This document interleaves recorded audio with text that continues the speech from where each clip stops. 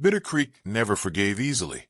The wind howled through the canyon like it remembered every betrayal, and the sun scorched the soil until nothing but stubborn mesquite and ghosts dared grow. Etta Mallory lived at the edge of that town, where a clapboard house leaned against the hills like a woman too tired to stand upright. Folks called her the Widow Witch, part insult, part warning. Nobody visited unless they were bleeding and desperate. She liked it that way. Every morning, she boiled coffee that tasted of grit and silence, swept her porch with a crooked broom, and counted the chickens, though none laid eggs anymore. The war took her husband. The Jasper gang took her son. What was left, she didn't give away. It was after one of those blue-black desert twilights, when the sky lost color too fast, that she first heard the scratching. A weak sound, like claws on the wall. Etta thought it was a coyote nosing around. She reached for her shotgun, loaded 2 shells, and opened the door without fear. Only fools were afraid of dying when they'd already lived through worse. A boy slumped by the window, barely upright, half hidden by the tall desert grass. His face was sunburned raw, lips cracked, one eye swollen shut. He couldn't have been more than 16. He looked up, and though he didn't speak, Etta understood the hunger in his bones. She should have let him rot. That's what the town would say. That's what she'd said herself once, before the gang came, before the night they lit her barn and shot her boy for defending a blind mule and a sack of cornmeal. But standing over the stranger, she felt something twist behind her ribs. "Get up if you can," she said gruffly, lowering the shotgun. The boy collapsed instead. She dragged him inside with more effort than she'd admit and laid him on the parlor floor. His body was fever-warm and thin. Dried blood crusted his shirt. A jagged cut ran along his ribs, poorly bandaged with a strip of someone else's shirt. Etta cursed softly and set to work. She washed the wound, stitched it clean, fed him weak broth when he came to. He winced, flinched, said nothing. By morning, he still hadn't spoken, but he watched her with eyes that had seen too much too soon. She didn't ask questions. Names carried weight, and she wasn't looking to be buried under someone else's story. The next night, she caught him trying to crawl to the door. "You leave before you're fit, and you'll bleed out like a gut-shot rabbit," she said.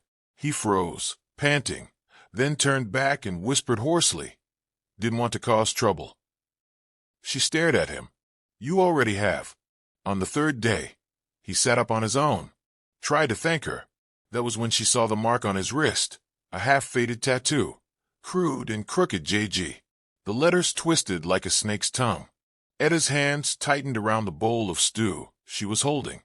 The Jasper gang. Of course. He wasn't just some runaway. He was one of theirs. Or worse, born of theirs. She said nothing. Neither did he.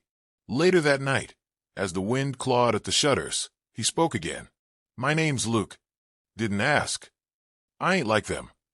Etta lit a candle, but didn't turn. "Everyone says that when it's convenient." "My pa, he made me ride with them. Said it was time I learned to stop acting like my mother." She looked at him then. His face was pale in the candlelight, eyes hollow but sharp. She recognized the shame there. She'd worn it too, years ago, when she'd watched her neighbors hang her husband's uniform on a pole like a traitor's banner. "Your mother's still alive?" she asked. "No. Killed when I was 10. He said she was soft. Said softness gets you dead." "And what did she say?" He stared at the wall. "She said there's more strength in kindness than in cruelty." I didn't believe her. Till now. Etta didn't reply.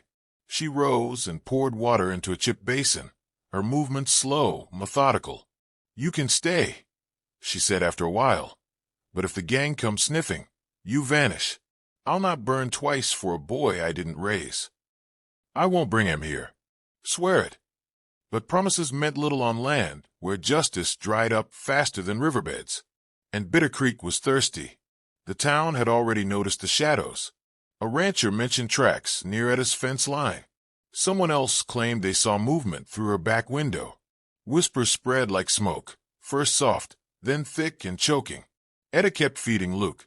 She taught him to clean wounds, how to use vinegar to stop infection, how to make poultices from wild herbs. He listened like every word might save his life. She didn't realize she was starting to care until she caught herself leaving an extra biscuit on his plate without thinking. On the seventh night, he stood at the doorway, staring into the black canyon. "I'll have to go soon," he murmured. "Where?" "Somewhere they can't find me. I can't stay here forever. They'll figure it out. And when they do—" He didn't finish the sentence. He didn't have to. Ed sighed. "They killed my boy. He was younger than you. All he did was try to protect our mule." "I'm sorry." "Don't be. You didn't pull the trigger." Silence stretched between them, long and aching. Then Luke said, "If I could fix what they broke, I would. Not just for you. For a lot of folks." She looked at him then, really looked. Not as a wounded outlaw or a ghost from the past, but as a boy with the weight of a name he didn't ask for, trying to crawl out from under it. "You just might get that chance," she said. And for the first time in years, Etta Mallory closed her door and did not bolt it shut. The first signs came with the stillness. Bitter Creek was never truly quiet. There were always hawks overhead, cattle lowing beyond the hills, the thud of boots across warped wooden boards, but by midweek, the sound seemed to vanish like mist. No birds, no wind, just a heavy, waiting silence, as if the earth itself was holding breath. Then came the tracks. Harlan Spence, who kept to the north pasture, rode into town one morning white-faced, clutching a blood-stained kerchief. "Riders crossed my land," he said, voice trembling. "Not passing through, circling. Watching." Sheriff Blackwell took it with the grim nod of a man who'd already buried too many friends. "How many?" "Half-dozen, maybe more. One wore a duster with bone buttons." That was all anyone needed to hear. The Jasper gang was near. A rustle of fear passed through Bitter Creek, like prairie fire. Men gathered what ammunition they had. Women nailed boards over windows. Children were kept indoors, their laughter stifled. The sheriff posted lookouts near the canyon edge, but deep down, everyone knew it wouldn't matter. When the Jaspers came, they didn't ride in with warnings. Etta Mallory heard the news like she heard everything, after the fact, through whispers and warnings. She kept her face still as she closed the gate behind her chickens and walked back to the house. Luke was inside, cleaning a saddle he didn't own. "They're close," she said. He didn't look up. "I figured." Etta stared at him. "They'll come looking. You know that." He nodded, his fingers tightening on the leather. "They'll want to know why I ran. Why I didn't finish the job I was sent to do." "What job?" "Map the town. Learn who had what. Who'd fight back." "And did you?" He looked her in the eyes. "I did. And I won't be part of it." Etta exhaled slowly. A long time ago, she would have spit at a boy like that. Now, all she felt was a bitter ache that settled deep in her bones. "They'll burn us out for taking you in." "Then I'll go." "Not yet." "What are you saying?" "I'm saying there's one more night you'll sleep under my roof. After that, we both do what we have to." Luke didn't argue. That evening, smoke curled on the horizon. A barn had been torched 6 miles west, the Ashley's place. By morning, their youngest boy was found limping into town with a shattered arm. He whispered something to the sheriff, and the lawman's face turned to stone. "They're not asking for cattle," he told the town. "They're asking for someone." He didn't say who, but the eyes turned toward the edge of town, toward the widow's sagging house by the rocks. By noon, a group of men rode out there. Etta saw them before they reached the gate. She stood on the porch with a cloth in one hand, a knife in the other. "Morning," called Caleb Dunn, the blacksmith.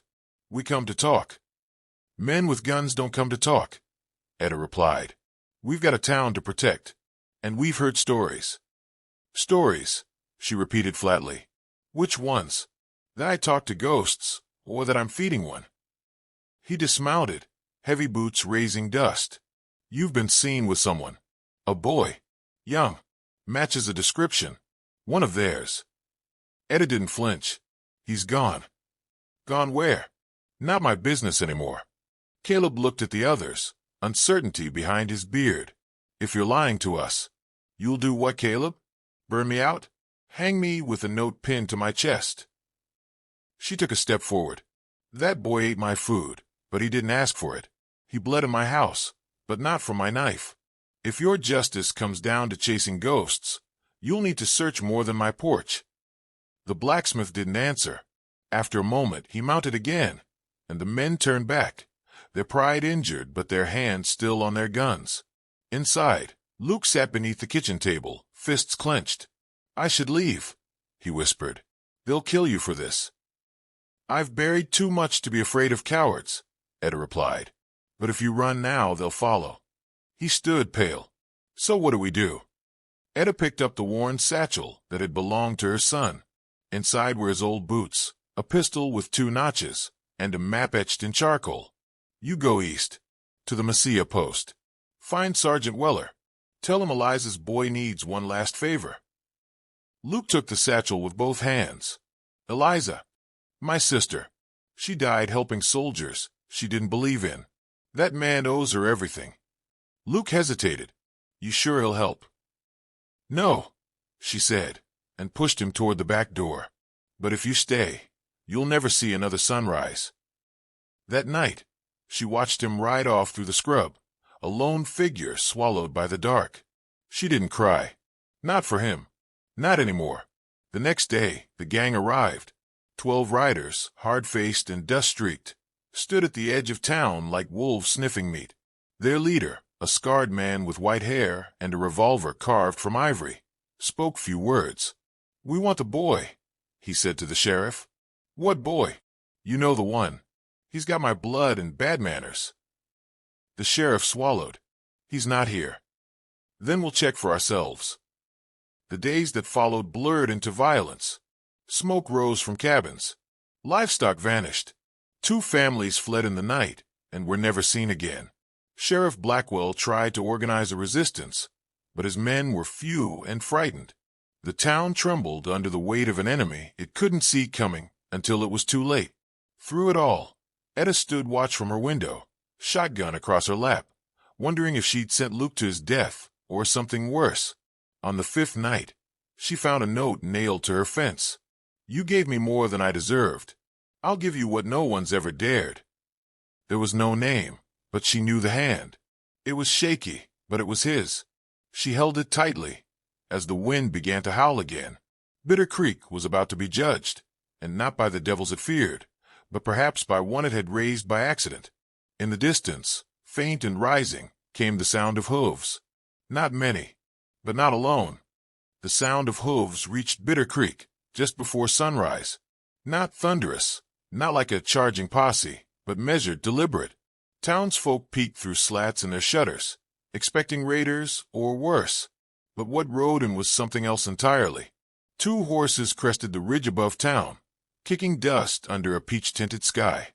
On one was Luke, sun-darkened and leaner than before, eyes sharp beneath the brim of a borrowed hat. On the other rode a tall, broad-shouldered man in a Union officer's coat, faded by years and war. His face was scarred, but his posture was rigid, like someone who never learned to stand down. Behind them, trailing across the canyon pass, came 6 more, men with rifles strapped to their backs and discipline in their gait. Not soldiers, not anymore. But once, maybe. Once they'd fought together, bled for the same cause. They rode straight to the sheriff's office. Luke dismounted first and handed a small leather pouch to Blackwell. "That's from Sergeant Weller.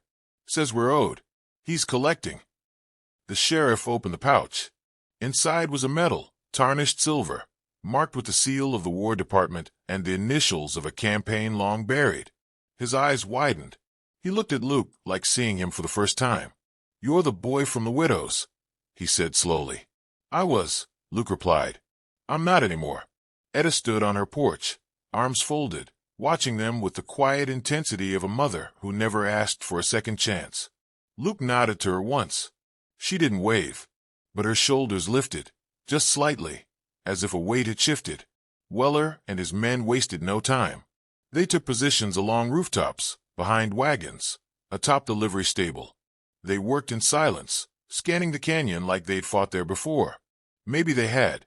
Maybe they'd just seen enough of hell to know its warning signs. The Jasper gang didn't take kindly to challenges. By noon, their leader, Jed Jasper himself, rode straight into the center of town. His duster flared like a vulture's wings. Behind him, a dozen riders, all armed, all grinning like they already smelled blood. "Well, well," Jed called out. "Look what Bitter Creek dug up. A few ghosts and a traitor's whelp." Luke stepped into the open. "I didn't come back for you." Jed tilted his head, amused. "No. Then why are you standing in my path?" "I brought something this town's never seen." Jed's smile faded. "What's that?" "Hope." Laughter cracked from the gang like gunfire. But the townsfolk didn't laugh. Not this time. They saw the rifles behind the hay bales. They saw Weller unsling his carbine and level it with a calm that spoke volumes. Jed squinted at the hilltops, suddenly aware he wasn't alone. His smirk twisted into something mean. "You think a few relics are going to stop me, boy?" "No," Luke said. "But I know what you fear. Men who don't want anything from you. Men who've already lost enough to never kneel again." Jed looked toward Etta, standing on her porch. "She teach you to talk like that?" "She taught me to survive." A crack echoed across the square. One of Weller's men had fired a warning shot. A bullet struck the ground an inch from Jed's boot. "Next one's for the spine," Weller called.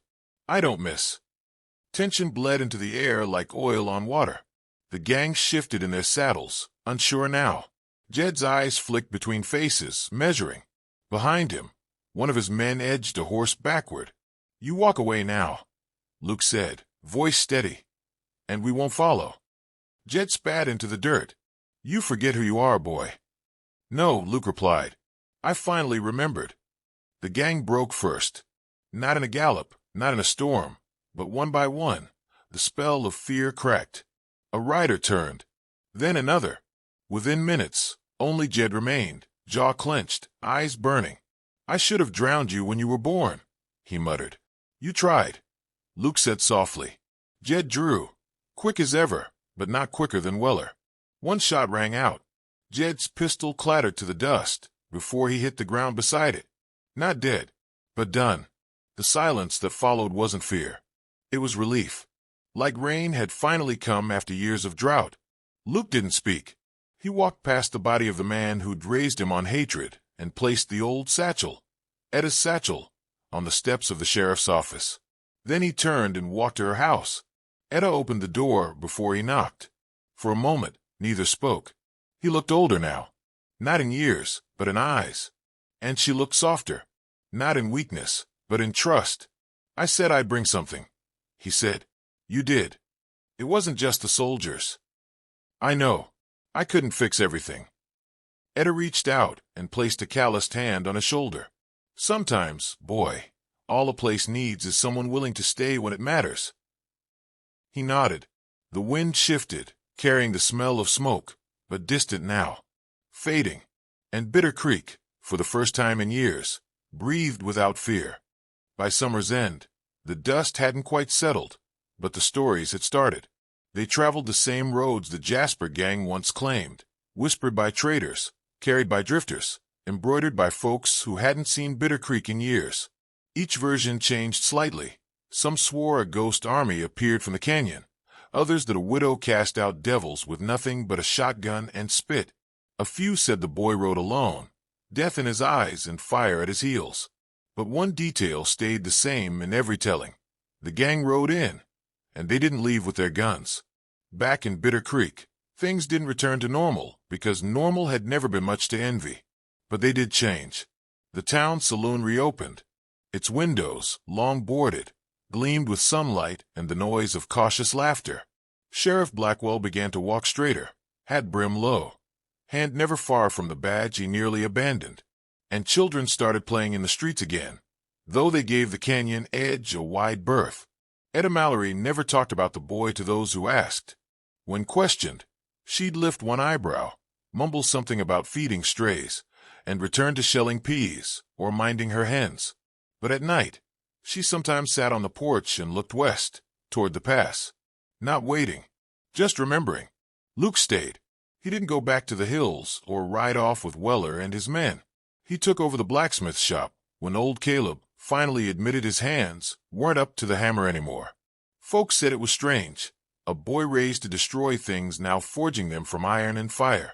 But if you saw him at work, sleeves rolled, eyes calm, You'd know he was building more than horseshoes. He was making peace, one spark at a time. He and Etta never spoke of blood. Not his, not Jasper's. Whatever passed between them was rooted in something deeper than name or past. It was survival. It was earned. One crisp morning in late September, a rider arrived. He wasn't armed beyond a saddlebag and a brass spyglass.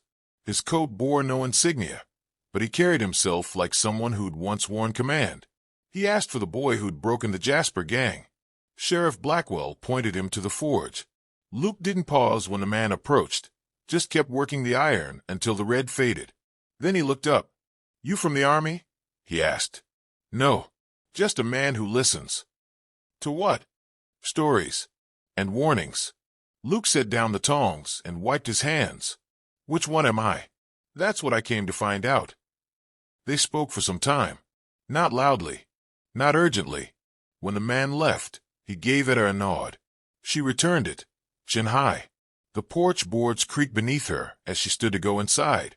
Later that week, a telegraph arrived from Tucson. Then another from Fort Sumner. Then something odd happened. Supply wagons began arriving more often. A road crew passed through. A teacher from St. Louis came asking if there were children enough to start a school. It seemed Bitter Creek had been marked for something. Not greatness, perhaps, but remembrance. And legends, once started, are stubborn things. Travelers began visiting the ridge above town. They stood in silence where Luke and Weller had first appeared, gazing out across the canyon as if expecting the ghosts of justice to ride again. Some left small tokens, tin stars, bullets with names scratched into the brass, worn pages from Bibles. Someone carved a name into the big rock by the well, the widow who fed the enemy. Another carved underneath it, and the son who came back.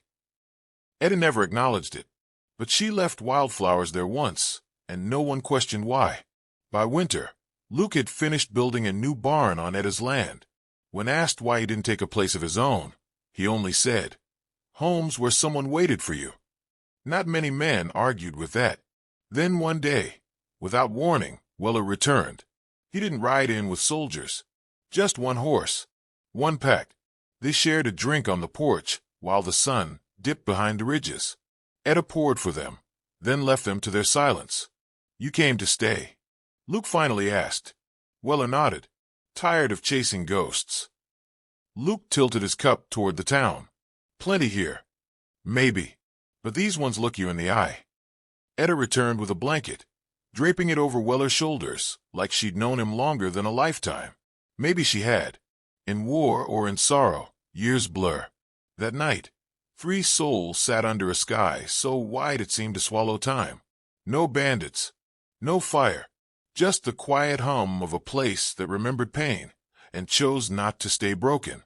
And if anyone down the line ever asked about that odd town on the edge of nowhere, where a widow stood her ground, where a boy chose a different path, where legends rode in and stayed a while, well, they'd be told a story about justice, found in the unlikeliest hands, and a gift, not of gold or gunpowder, but of mercy, the kind that travels far.